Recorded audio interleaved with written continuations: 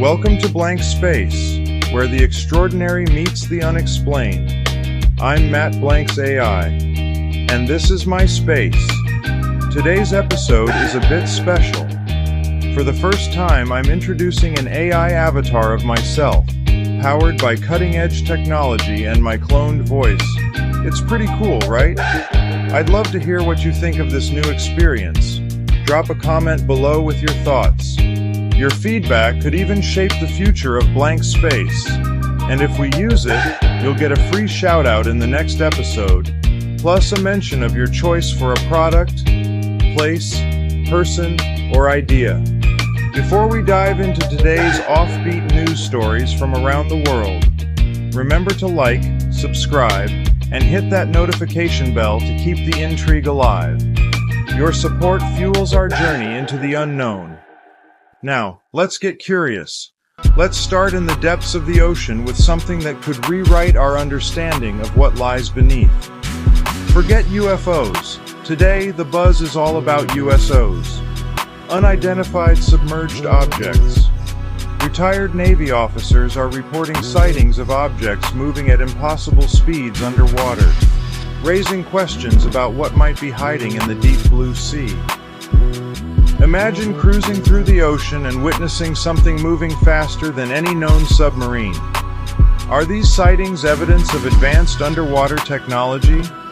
Or could something more mysterious be lurking beneath the waves? Let's dive into this aquatic enigma and explore what might be beneath the surface. Until recently, UFOs have been seen as anomalous craft operating in deep space, near Earth orbit, within Earth's atmosphere, and occasionally, whether purposefully or due to a mysterious crash, touching our planet's surface. But a fascinating aspect of the trans-medium capabilities of these craft has long been forgotten. Until Commander David Fravor's sighting of the Tic Tac, which seemingly communicated with something churning under the water's surface, military footage showing UAP entering or leaving Earth's waters, and the incredible efforts of Rear Admiral Timothy Gallaudet. We must travel all the way to 1985, where ufologist Jacques Vallée claims in Forbidden Science Pacific Heights, a collection of his personal journals, that a source at NARCAP, the National Aviation Reporting Center on Anomalous Phenomena, told him that a large collection of UFO and USO files were being stored at Norton Air Force Base. Norton has historically been associated with UAP or NHI research, such as being named by Stephen Greer and the Disclosure Project in his alleged briefing to Congress in 1996. But let's move on to a really curious rabbit hole from 2017. Of course, with an absence of official documentation, this story should be taken with some skepticism. But let's tackle the claims by astronomer Mark D'Antonio. D'Antonio, president of FX Models, a company with naval contracts, was taken for a ride in a naval submarine as a thank you for his company's contract work. While undersea, the sonar team picked up what they called a fast mover, traveling at several hundred knots. For reference, most submarines and torpedoes travel at roughly 40 knots. The commanding officer told the sonar operator to, quote, log it and dog it, end quote, essentially burying the encounter. And years later, Mark asked a senior naval figure about the fast mover program. I bet you can all guess the response. Sorry, Mark, I can't talk about that program. This to D'Antonio essentially confirmed the program's existence, especially since the figure told Mark that USOs were common and that there was a program in place to classify and log and determine the speed of them, but those reports go into a vault. But the year of 2022 is where chatter around USO became much louder and really made its way into the public zeitgeist. But alongside mention of some UFO hotspots such as Mount Hayes, Alaska, Shannon jots down the Navy has intelligence on an underwater UFO hotspot near Golfo San Matis off the coast of Argentina. And we can also look at ex-CIA operative John Ramirez, the man who made the Galactic Federation's claims famous, who in 2022 claimed he had heard rumors of a relationship between the Office of Naval Research and the CIA Office of Scientific and Weapons Research / WINPAC, the Weapons Intelligence Non-Proliferation and Arms Control Center, where USO materials are recovered and transferred to the CIA.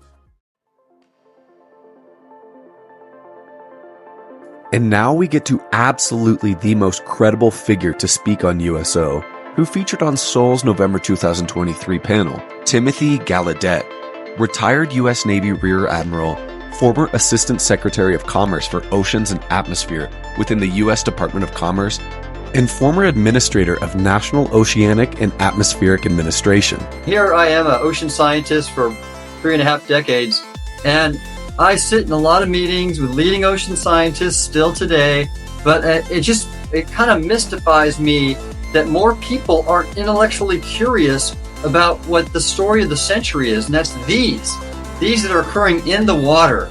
On a fascinating News Nation interview with Ross Coulthart, Gallaudet has made some profound statements such as, We're being visited by non-human intelligence with technology we really don't understand, and with intentions we don't understand at all either. Now that really does surprise me to hear that from a former very high-ranking flag officer in the US Navy, to actually say you're stating categorically that you believe NHI, non-human intelligence, are real. Absolutely. I think it's about time that we do disclose that we are in contact with non-human intelligence. There is so much of interest I want to cover on the Rear Admiral, such as his Seoul Foundation discussion surrounding viewing the gimbal and Go Fast videos, but having them mysteriously removed from his inbox. Or how in his recent tweet, Gallaudet comments on the SoCal anomaly, possibly USO related, being scrubbed from Google Earth. But let's focus now on his 2024 Seoul published white paper, Beneath the Surface. We may learn more about UAP by looking in the ocean. This excellent paper was written by Gallaudet, and besides highlighting the obvious threat to maritime security, the paper frames the importance of USO study as an unprecedented opportunity for maritime science, and the subject should be elevated to national research priorities. Gallaudet calls for action to uncover the unknown unknowns associated with UAP and USOs due to the concerning non-reaction of the DoD regarding unidentified objects with unexplainable characteristics entering U.S. water space. In the executive summary of the piece, the Rear Admiral makes a beautiful statement, quote, "Yet, however concerning the security implications of UAP are, the scientific ramifications are nothing short of world-changing. Pilots, credible observers, and calibrated military instrumentation have recorded objects accelerating at rates and crossing the air-sea interface in ways not possible for anything made by humans. And several pieces of congressional legislation support these observations by defining UAP as trans-medium vehicles. The stunning implication is that engineering, material science, and physics beyond the state-of-the-art are needed to produce and operate these objects. This knowledge could transform such fields as air and maritime transportation, energy generation, agriculture, communication, computing, manufacturing, space travel, virtually every imaginable economic sector, not to mention defense. Further study of UAP may lead to discoveries that make those of the scientific revolution in the 17th and 18th centuries look like baby steps." Throughout this paper, Gallaudet draws attention to the massive disparity between investigating UAP operating in our skies and UAP operating within our oceans. This is especially highlighted in the abysmal Aero Historical Report Volume 1, which makes a grand total of 0 references to any cases or whistleblowers having to do with USO or maritime situations.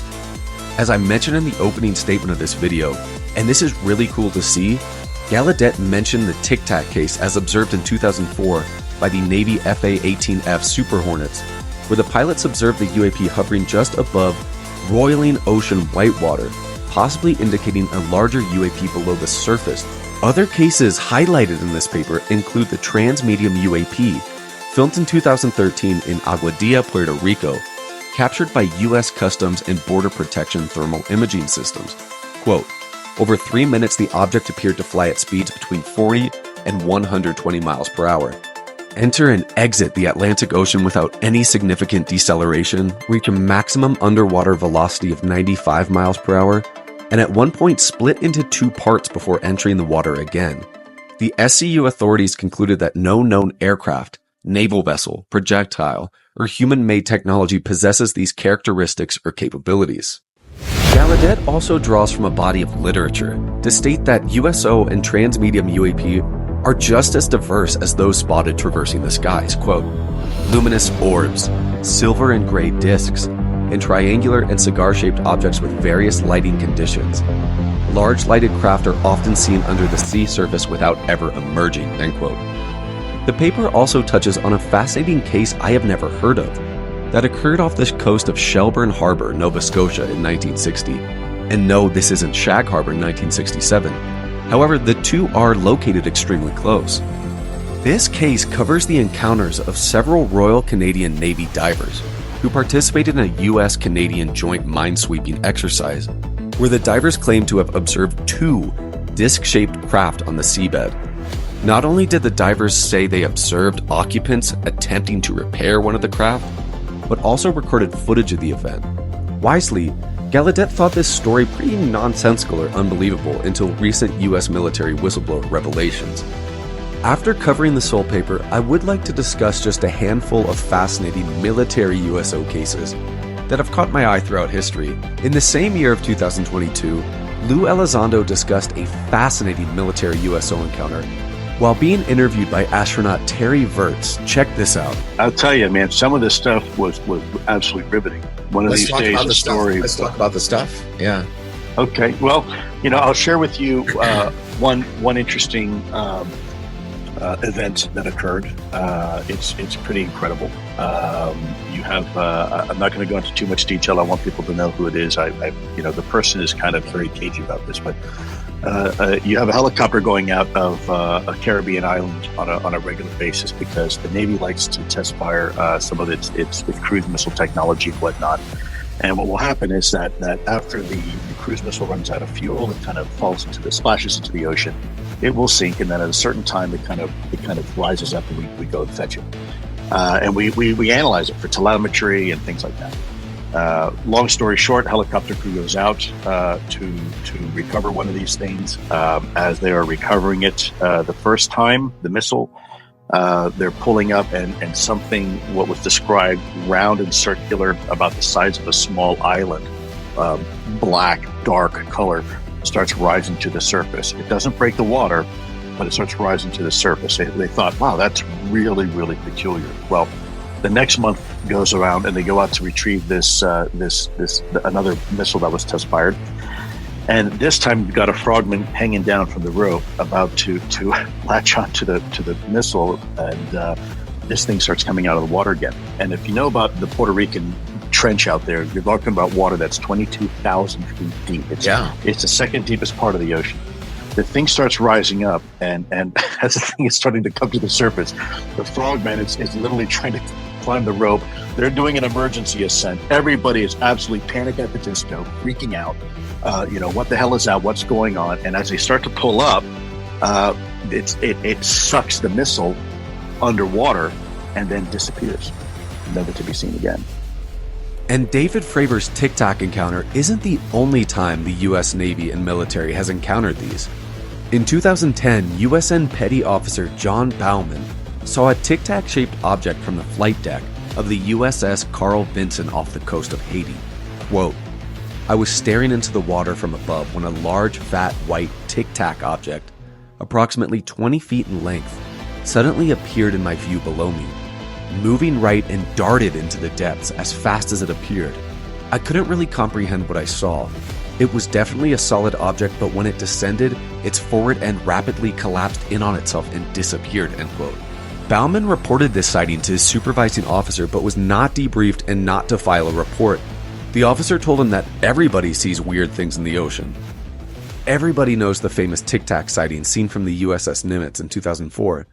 Now, let's step out of the water and into the realm of the supernatural, with the story of the ghosts of Willoughby Coal.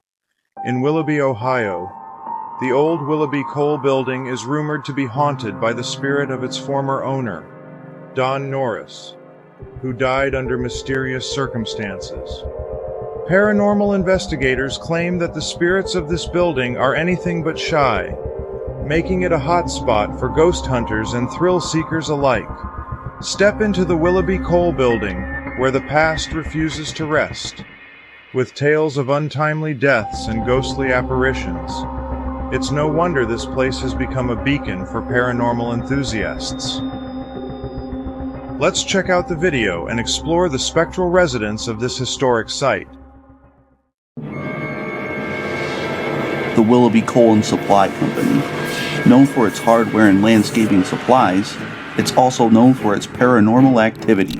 Some of the astounding claims of paranormal activity include apparitions, shadow figures, disembodied voices, and large, heavy objects that appear to move all on their own. The building was constructed in 1893 by former Mayor of Willoughby, Eber Bond, where it originally served as a flour mill. Even prior to the existence of the Coal and Supply building, the Zebra Stagecoach House had originally been built on the site. However, the old Zebra House was reported to have burned down in 1879. Today, some strongly believe that the Willoughby Coal Supply Company shares the same foundation as the Zebra House. Despite the building's potential origins, a business named Goff Kirby operated there until two of its employees, Henry Windus and Don Norris, decided to purchase the property in partnership in the 1930s. Mr. Windus and Mr. Norris appeared to be doing well for themselves when unexpectedly, tragedy struck the town of Willoughby. Early in the morning of April 3rd, 1947, Don Norris had mysteriously and violently fallen to his death from the circular third-floor window of the building.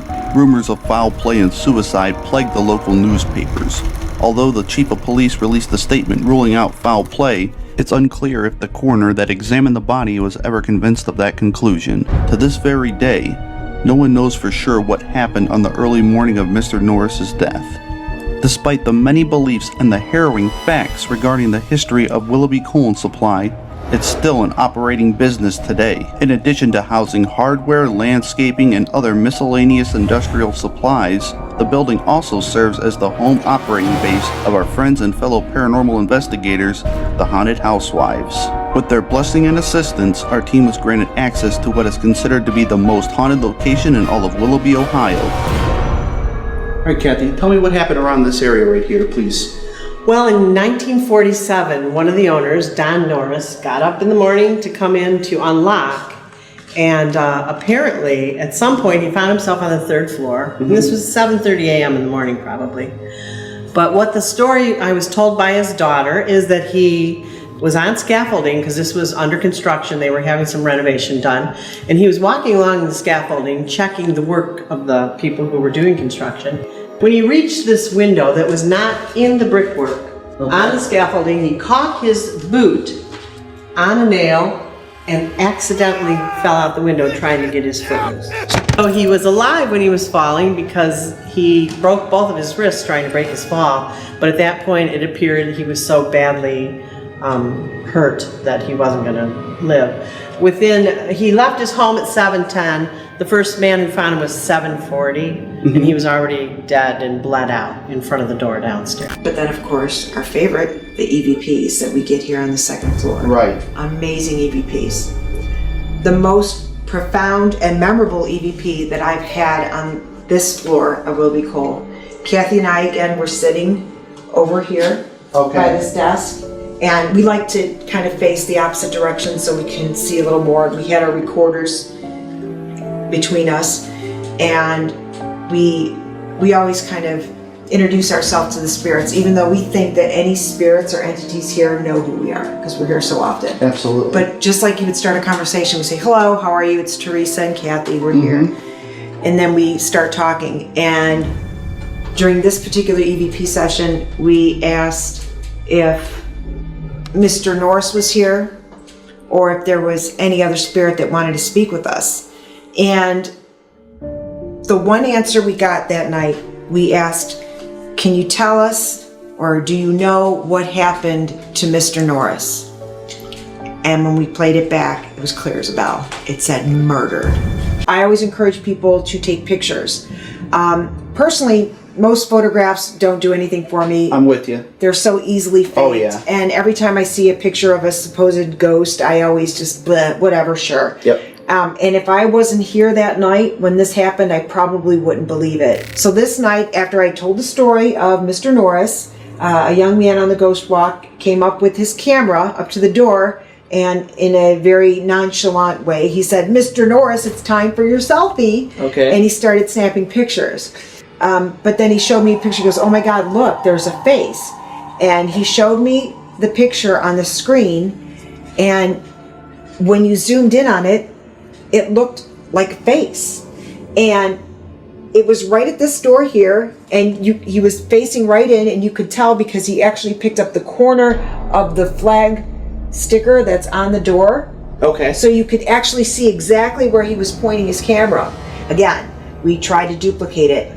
If I was not here that night, I would not believe it. Kathy almost didn't believe it, except she trusts me. She knows I wouldn't make it. Right, absolutely. And we had at least 20 witnesses. But when you look at this and you blow it up, you can definitely see that it is a face. And to me, it looks like a face that has some physical damage to it. Well, yeah, like maybe there was some impact of some sort. Maybe like he fell from the 3rd floor or something. That's our theory, is that this is definitely an image, a picture of Mr. Norris.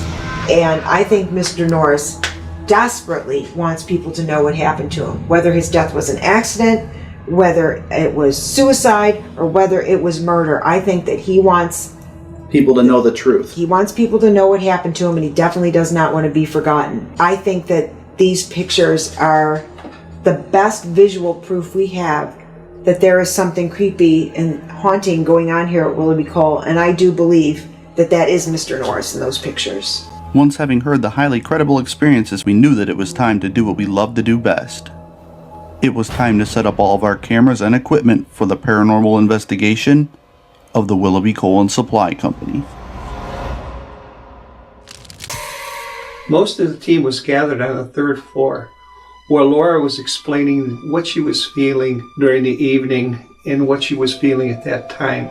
She was talking about the spirit Zip and also that of Henry. And after she went through some of the history and talked about what she was feeling, it turned into a K2 session where the K2 meter able to interact and answer questions by flashing the lights. I found it very interesting with the responses we were getting. It just lit up again. Yeah. Can you light it up again for us?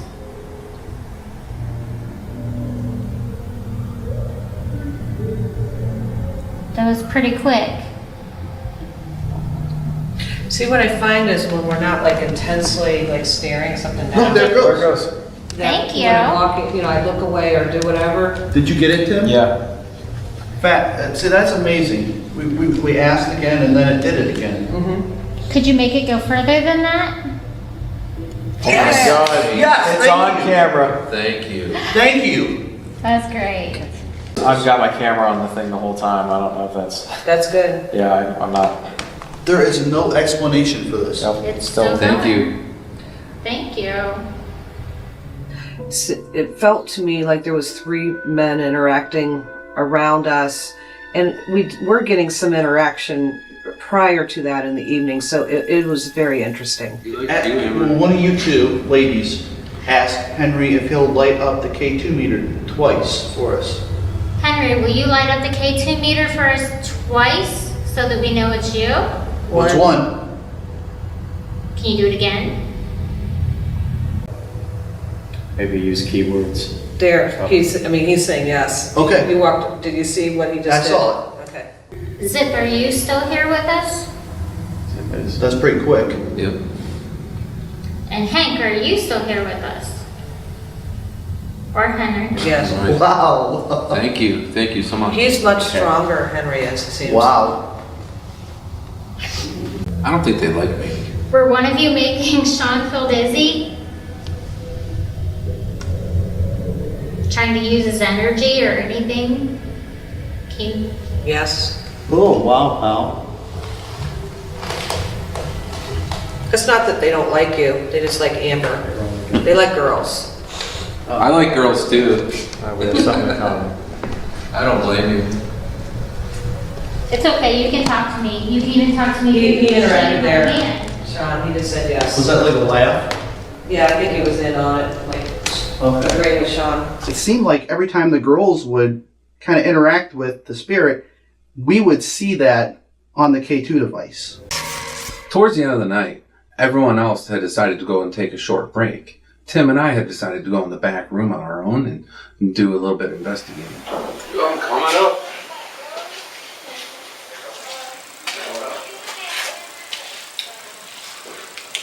So, was that you? No, that was not me. Where'd that come from? Over here. Was that you? No, that was not me. Where'd that come from? Over here. Behind this door. What was that? Where are you? I don't know. I'm over here, dude. And while we were investigating, we heard this loud crash sound. On the video, it sounds like a pop, which is really weird to me because it was more like a metallic crash. And so we're trying to look for this and where this noise had came from or what it may have been. We couldn't find a thing. It was very loud. It sounded like something popping off of something, but you couldn't see anything. And it sounded like it was right behind him, but there was no explanation for the sound. Both of us turned around and we were like, what was that? We thought it was each other, and we were looking at each other like, did you do that? No, we didn't do that. And it just happened. It was a noise. It sounded like something fell or something was even being thrown, but regardless, there was something in there with us. Something made a noise. And so we're trying to look for this and where this noise had came from or what it may have been. We couldn't find a thing. And even with going through debunking, we can't figure out what this noise is. But I'll tell you one thing for sure. It got my attention. Was that you? No, that was not me. Where'd that come from? Now shifting back to the UFO topic. Our next story brings us north of the border. The Sky Canada Project. From haunted places to the skies above, Canada's vast expanses have recently been a hotspot for UFO sightings. With credible reports coming from airline crews and pilots, the Sky Canada Project has launched an initiative to investigate these phenomena and will release a comprehensive report on unidentified aerial phenomena later this year. Canada's skies are alive with mystery.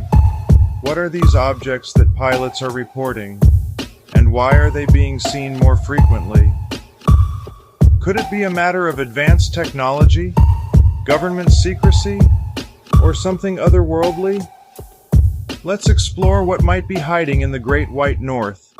Well, Canada has launched the Sky Canada Project, a study planned to collect information to document rare natural phenomena. It's the first known official Canadian UFO research effort in nearly 30 years. So joining us this morning for more insight into this project are Humber College professors specializing in the study of conspiracy theories and also the co-hosts of the Uncover Up podcast, Nathan Radke and Lee Kunla. Good to have both of you on the program this morning. Thanks for being here. Lee, let me kick this off with you. The first official study into sort of potential UFOs or whatever they're calling them now. Aerial phenomena. What does that mean? Right? Yeah, let's call them UFOs. I like that better. Everyone knows what we're talking about at that point. Mm-hmm. How significant is it that the government is really addressing this so publicly and really actually looking at it? Well, I think it is very significant, but it's not that new. Mm-hmm. What we're in is what is technically known as a UFO flap. And that's where people are seeing a flap, F-L-A-P-P. Okay. That's the technical UFO nerd term, but it's a thing, and it's where people are seeing stuff in the skies. But the thing is, this has been happening historically for decades, and it tracks political and social uncertainty and fear. Now, it is significant that we're looking into it now. It is a serious national security issue, but it's not quite as new as it might seem. Okay, interesting. And Nathan, let's turn to you now. So who will comprise this new team to make up this project? Is it the Canadian Space Agency, the Transport Ministry? Like, who's involved? And what exactly are they going to be trying to research, to do?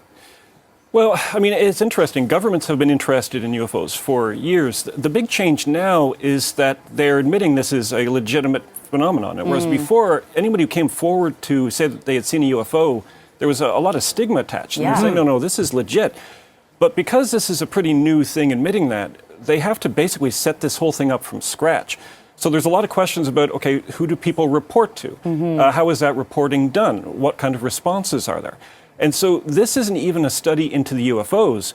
What we're having now is a study into how we can study the phenomena of UFOs. Okay. Even that acknowledgement, though, is really fascinating, right? Because, I mean, for so long, it's like, oh, Area 51, that's a no-go zone. We don't Right. talk about that. These lights that pilots have seen when they're flying, whether they're Air Force pilots, et cetera, Nathan, these things have happened as well. So just the fact that it's being addressed, I think, to me, really signals maybe an evolution in terms of attitudes. Is that fair to say? And that there's a credence being given to the stories now? Absolutely, and that is extremely significant. I mean, we're only going to be able to study this if we remove that stigma. And as Lee was saying, this is a legitimate phenomenon that has implications for national security. It has implications for passenger safety in airplanes. Like, this is an important thing that we need to be paying attention to. And hopefully this is maybe the first step in us giving it the attention that it deserves. Mm-hmm. And you mentioned the word security, Nathan, but Lee, I want to ask you, why now? Why after so long, when we've heard countless reports, I mean, I'm sure you guys cover it in your podcast, that they've decided to do this? Is it because of the recent news of the Chinese spy balloon and those other 3 identified objects over the North Atlantic? I can only speculate, but I really think that is a really plausible explanation for it. The balloons, that was a quite unique event, although again, historically, there have been more precedents than we might imagine. I think going back a bit further to the Tic-Tac objects that the Air Force released, the Pentagon released these videos from 2004. Barack Obama then later came on TV and said, I don't know what these things are.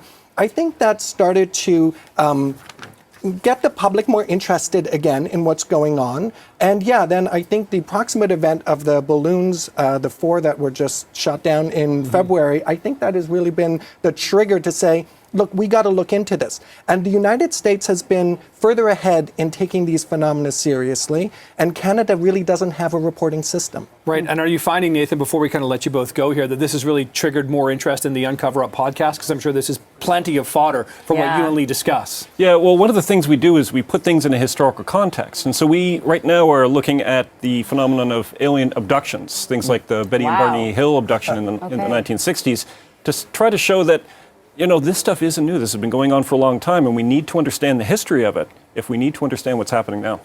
Right. Okay, fascinating stuff. Our next story is for our technology lovers and bird lovers too. For all the bird lovers and tech enthusiasts out there, AI-powered birding binoculars. Swarovski has unveiled something truly groundbreaking at CES 2024. AI-powered birding binoculars that can identify over 9,000 bird species in real time. With this innovation, birdwatching is no longer just a hobby, it's a high-tech adventure. Imagine exploring nature with the help of AI, spotting rare birds, and learning about them instantly. Swarovski's binoculars are a game changer, blending cutting-edge technology with a love for the wild. Let's take a closer look at this fascinating innovation. Hey, tech enthusiasts! Welcome back to TMTNT Technology. Today we're diving into the world of AI binoculars, particularly the AX Visio from Swarovski Optic, truly showcases the intersection of nature and cutting-edge technology. The fusion of artificial intelligence with traditional birdwatching introduces a new era for enthusiasts and raises intriguing questions about the future of this hobby. The AX Visio's ability to identify a vast array of bird species within seconds is nothing short of groundbreaking. The integration of AI streamlines the identification process, offering users a quick and accurate tool for their birdwatching adventures. The minimalistic and aesthetically pleasing design by Mark Newson adds an extra layer of sophistication, emphasizing the seamless integration of technology into the natural world. However, as you rightfully pointed out, there's a debate about whether this level of automation takes away from the traditional charm of birdwatching. The challenge of flipping through a bird book to identify a species has long been part of the joy for many enthusiasts. The AX Visio introduces a different kind of thrill, where technology enhances and accelerates the identification process, raising questions about the balance between tradition and innovation in the hobby. The hefty price tag of €4,600 for the AX Visio might initially deter some potential users, but the inclusion of a rechargeable battery, accessories, and regular software updates could make it a worthwhile investment for serious birdwatchers and tech enthusiasts alike. The question remains whether this innovation is a fleeting trend or the beginning of a new market. Only time will tell how the market responds and whether more manufacturers will follow suit in integrating AI into optical devices.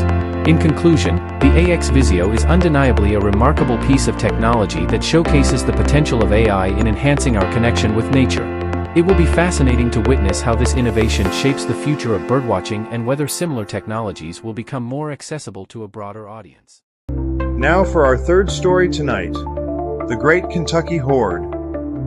In Kentucky, a man recently stumbled upon a treasure trove of Civil War-era coins while working in his cornfield. Dubbed the Great Kentucky Hoard, this discovery includes hundreds of gold and silver coins, offering a remarkable glimpse into America's past. Imagine finding a hidden treasure while tending to your crops. The Great Kentucky Hoard connects us to the Civil War era in a way that history books rarely can. Let's uncover the story behind this extraordinary discovery. Freshly plowed fields. Scenes like this are nothing new across the Commonwealth, as farmers will turn crops several times each year. But on one particular day, in a location and on a date that have never been disclosed, something remarkable happened in a Kentucky field just like this one. Now, as farmers often do, this particular man was out walking his field that he had just plowed when something caught his eye. Now, what he saw looked out of the ordinary, so he took his hands and he started to dig around. Here now is actual video of what happened next. As he dug, gold and silver coins began to spill out. He dug more, and more coins kept appearing. In total, the farmer had stumbled upon what's now being called the Great Kentucky Hoard, a literal treasure trove of more than 800 coins, including 1863 double eagles, silver coins, and hundreds of U.S. gold dollars dating back from 1850 to 1862. One included an imprint from a burlap bag, giving a clue as to how they were buried. The face value of the coins around $1,200. In today's dollars, that's around $24,000. They sold for more than $3 million. Jeff Garrett runs Mid-America Rare Coin Galleries in Lexington. He literally wrote the book on Civil War-era gold coins, sits on the board of directors of the Smithsonian Museum of American History, and has appeared on the popular TV show Pawn Stars about a half a dozen times. As a result, he gets about 25 emails a day from people who think they may have valuable coins. Now, 99% of those don't pan out. But one day, Jeff got an email with a grainy photo of an 1863 gold double eagle coin, a very rare find. The sender, who is the farmer, wanted to meet to talk just about this one coin. And he has a little briefcase, and then he pulls out, I can't remember how it started, but fairly quickly he showed me 5 coins. And I'm like, and the condition of the coins were astounding. They're really like mint condition. So I was blown away, and I was like, tell me more.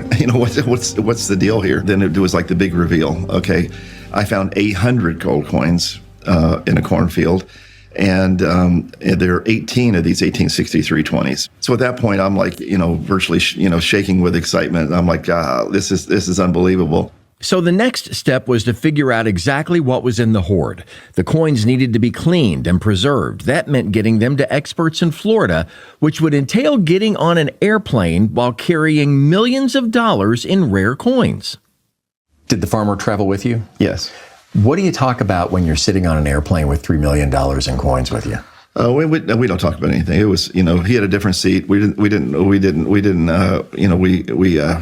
was very low key. Everything has to be, everything for security, you're very low key when you do things like this. How in the world can something that's been sitting in the ground for 150 years be in mint condition like that? Gold, it's one of its beautiful aspects is that gold is not, it's impervious to corrosion.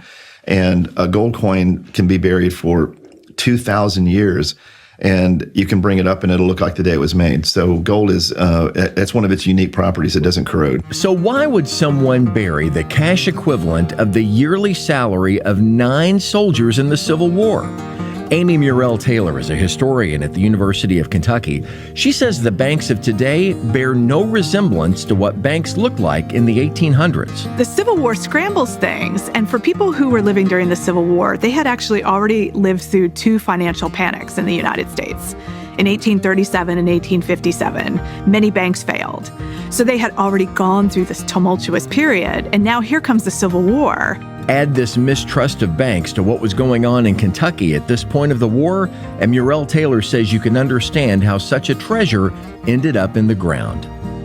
Banks are being robbed. They're very vulnerable to enemy forces. So in Kentucky, in particular, we've got Confederate raiders who are ripping through the state, 1864, 1863, and banks, for that reason too, don't seem that reliable or safe.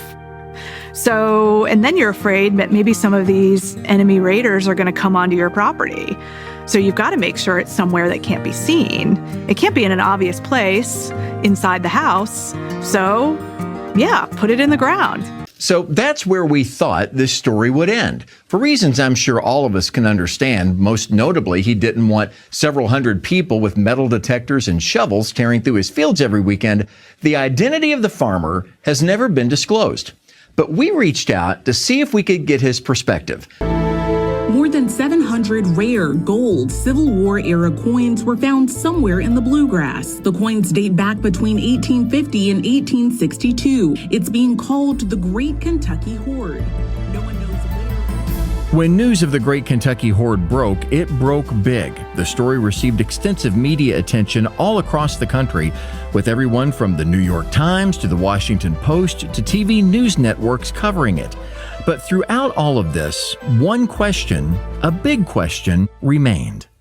What can you tell us about the farmer? Who is the person that found this? Well, that was one of the reasons the person came to me. He wanted to, get to know me and talk about, he wanted to do something, but he wanted to stay completely confidential about everything. He didn't want people to, bug him for any reason, or also, dig up his land and things like that. So it's pretty much all, that part's confidential, and I'm just going to remain that way. But after a couple of months of back and forth, one day I opened up an email to find 3 pages of written responses to questions from the farmer who discovered the Great Kentucky Hoard. These are the only insights anyone has heard from him, and they are fascinating. Here now is his story about how this all happened. I was in the fields as any other normal day. I started walking a portion of the property where I had seen broken pieces of pottery and brick, strewn in a fairly confined area, when I came across the first coin, something that has happened a decent amount of times. I found my first old coin when I was maybe 9, walking the fields around my hometown looking for arrowheads. But this time, it was a little more exciting. Little did I know what that would lead to next. I asked, when you first looked down in the dirt and saw the coins, what was going through your mind? Did you realize the enormity of what you had just found and that this was a life-changing event? I initially found the 1856 seated Liberty $50, probably 20 to 30 feet from where the hoard was located. I would have never believed what came next. Things that only happen in dreams. When I continued walking and saw the glint of gold, a thick, reeded edge. When I pulled the coin from the ground, I was astonished when I realized I was holding a $20 double eagle from the 1860s. After I flipped the first clump of dirt, over the next 45 minutes to an hour, the coins kept coming. I knew it was hundreds. I initially guessed around 300 to maybe 400 coins. To my surprise, when I got home and started counting, the total was over 800 coins, 770 of which were gold. I asked, walk me through the days after the discovery. What were you thinking? I knew right away that I had made an enormous discovery. I hadn't heard of such a find in the U.S. in ages. I spent hours researching each coin and the different years and varieties to check for rarities and key dates. After researching the key dates for the double eagle $20, I realized I had not one, but 18 of one of the rare dates, the 1863 20s. This is when my head began to spin, and I knew I needed help. Has this changed the way you walk around and look at things? Surprisingly, not much. As I said, I have spent many years wandering the fields and riverbanks looking for anything that catches the eye. My father did it before me. My great-grandmother had one of the most incredible museum-worthy collections of arrowheads, all found walking cultivated land and the banks of the rivers. I guess maybe it's in my bones. I have always been extremely fascinated with discovering items from the past. And finally, any advice you'd offer to treasure hunters or anyone else out there captivated by this story? Keep your eyes out and never stop looking. I never even imagined I would find one gold coin in my entire life, let alone something so significant it has its own hoard name. There are hundreds of stories of lost treasure, hidden stashes from bandits, and just the superstitious wealthy old guys who didn't trust the banks. How those coins ended up in the ground is a story lost to the ages, but that doesn't mean there aren't lots of theories on why more than $3 million in gold coins were buried in a field somewhere in Kentucky. How they got lost there is anyone's guess, and it could have been, person could have gotten killed, could have forgot they were there. Obviously it was a lot of turmoil in Kentucky at the time. We weren't on the forefront of the Civil War, but there was certainly conflict. And while we'll never know exactly how they ended up in the ground, many feel there's a lot more out there under the dirt in some Kentucky fields just waiting to be discovered. Well, folks, this concludes our show for this week. Thank you for joining me on this journey through the strange and the unexplained.